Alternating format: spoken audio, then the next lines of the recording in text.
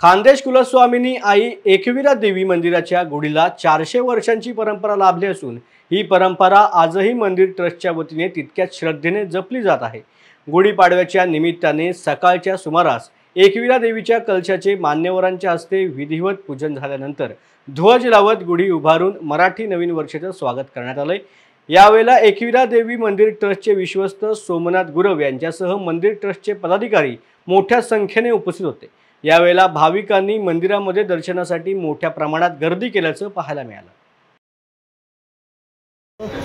श्री एकविरा देवी रेणुका माता मंदिर ट्रस्ट धुळे च्या वतीने आज सालाबाद प्रमाणे दरवर्षाप्रमाणे आई भगवतीची पूजन करून आई भगवतीची कळस पूजा व ध्वजारोहण आणि गुढी उभारून आज गुढीपाडव्यापासून सुरुवात करण्यात आली आणि आज या ठिकाणी धुळे हिंदू नववर्ष निमित्ताने सकाळी 8 वाजेला सर्व हिंदू बांधवांची आई एकविरेच्या पालखीसोबत सगळ्यांची मोठ्या प्रमाणात शोभायात्राला सुरुवात झाली।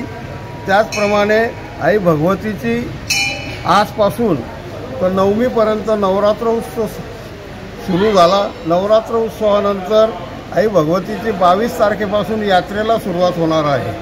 तो यात्रा 22 तारखेला मान मानता कुलधर्म कुळाचार, नंतर 23 तारखेला पौर्णिमा चैत्र शुद्ध पौर्णिमा निमित्ताने आई भगवतीची पालखी शोभायात्रा जी निघते ती रथ उत्सवाने आता सुरुवात होणार आहे।